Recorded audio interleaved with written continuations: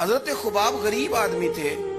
Over time लगाने के लिए आस बिन वाइल बड़ा पक्का मुशरिक काफिर था, उसके पास गए, उसके साथ मामला तय हो गए। फरमाते मैंने मजदूरी की और मैं थक गया काम कर करके। और जब मजदूरी मिलने का वक्त होता है तो मजदूर ने बड़ी बड़ी मनसूबाबंदी की हुई होती है कि बच्चे को कपड़े लेके देने हैं, छोटी बेटी को बैग लेके देना है, और जो बेटी ब्याह दी है उसको तोहफा भेजना है। बड़ी उसकी मनसूबाबंदी होती है।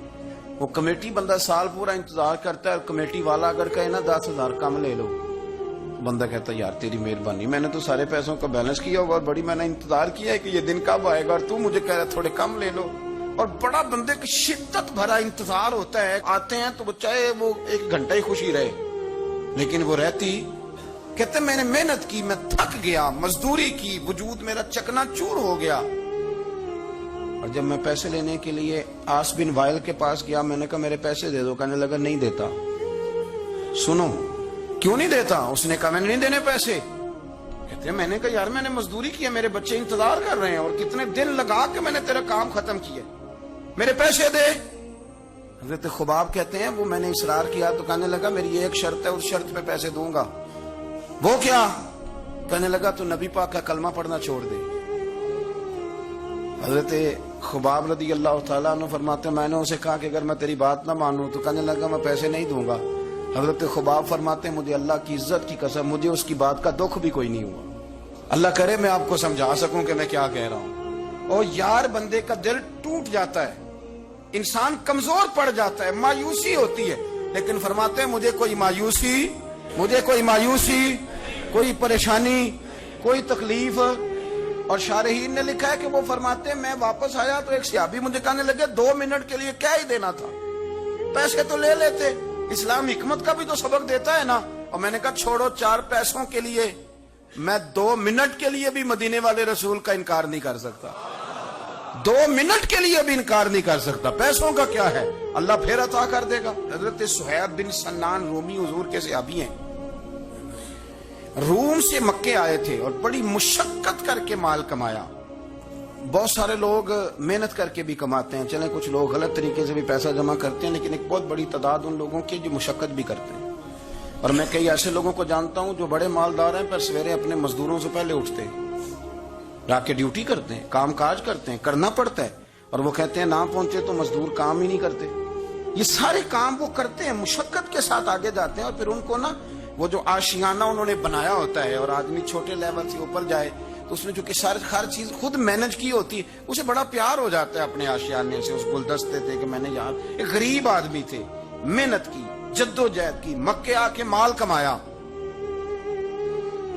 इंडस्ट्री समझने लगाई। कुछ उन्होंने ना जी बागात भी खरीद लिए, कुछ नखलिस्तान भी उनके हो गए, मालदार हो गए। उधर से ना नबी पाक अलैहिस्सलाम ने हिजरत का इशारा दे दिया। कुछ सहाबा तो पहले हबशा चले गए थे और बाकियों को लेके सरकार मदीने चले गए। अब मक्का शरीफ में रहना दुरुस्त ही ना रहा मुसलमानों के लिए। आप बड़ी तवज्जो से इस बात को समझिए कि हजरत सुहैब एक मालदार आदमी, और मालदार बंदे का कारोबार छोड़ के, इंडस्ट्री छोड़ के, इलाका छोड़ के हिजरत करना, ये एक बड़ा कठिन मसला है। हजरत सुहैब इब्ने सन्नान रज़ी अल्लाह तआला उन्होंने चंद दिनों के अंदर अंदर सारा कुछ समेटा।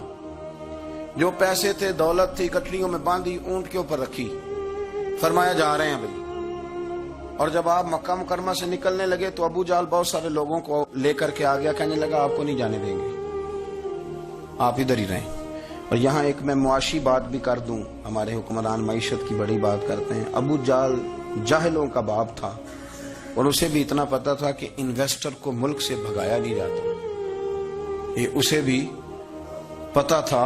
उसने हजरत सुहैब इब्ने सन्नान को ये ऑफर दी, ये वाहिद बंदा जिसे ऑफर दी। कहने लगा सुहैब हम तुम्हें तंग नहीं करते, तुम मक्का शरीफ में रह के अपनी मर्जी की नमाजें पढ़ो, अपने तरीके पर इबादत करो, पर मक्का छोड़ के ना जाओ। हजरत सुहैब कहने लगे मैं मक्के जिनकी वजह से रहता था जब वही नहीं मक्के रहे। आप समझे मेरी बात को? उसने कहा आप रहें जैसे दिल करे मक्के में, काबे में इबादत करें। तो हजरत सुहैब फरमाने लगे मेरे नबी पाक गए हैं मक्के से चले, हुजूर पहुंच गए मदीने में, अब तू मुझे काबे की कुंजियां भी दे दे तो फिर भी मक्के में नहीं रहूंगा, मदीने ही जाऊंगा। तो कुंजियां भी दे, हाजियो आओ शहनशाह का रोजा देखो, काबा तो देख चुके अब काबे का भी काबा देखो। फरमाया मैं नहीं रहता, अब मैं जाऊंगा। उन्होंने پھر سخت رویہ اختیار کیا، سخت۔ ولید بن مغیرہ نے تو خنجر نکال لیا، کہنے لگا تو غریب آیا تھا روم سے اور تو نے یہاں کی اتنی جائیدادیں بنائی ہیں، تو مال تو نے مکے میں کمایا تو ہم لے جانے نہیں دیں گے۔ تو حضرت صہیب کہنے لگے خنجر تو پیچھے کر، کیا چاہیے تجھے؟ انہوں نے کہا جی یہ جو مال آپ نے کمایا ہے نا، یہ مکہ شریف میں رہ کر کے کمایا ہے، ہم لے جانے نہیں دیں گے۔ تو حضرت صہیب فرمانے لگے مال کی میری نظر میں اوقات بھی کوئی نہیں، تم سارے کے سارے پیسے رکھو پر مجھے کوئی مدینے جانے سے روک نہیں سکتا، سارے پیسے۔ اللہ کرے آپ کو سمجھ آئے۔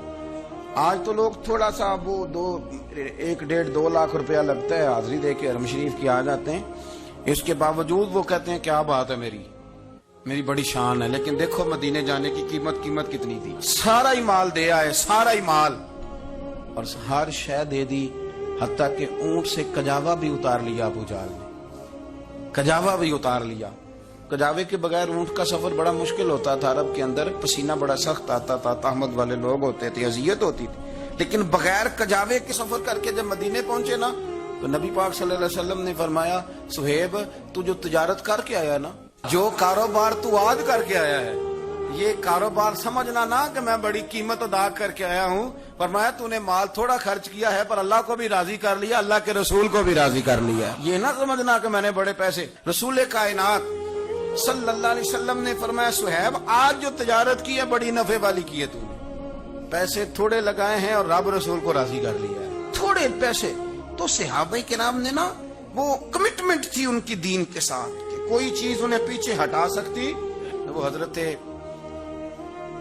نظام الدین اولیاء محبوب الہی رحمت اللہ علیہ نے نا اپنے جوتے کسی کو تحفے میں دے دیے، تو خواجہ میر خسرو نے 2 لاکھ روپے کے خرید لیے۔ میرے مرشد کے جوتے ہیں نا 2 لاکھ کے خرید لیے، اور خرید کے نا چلیں کسی نے فتویٰ لگانا ہو تو لگائے، پر ہم کیا کریں، طریقت کے لوگ ہیں نا، باتیں کرنی پڑتی ہے۔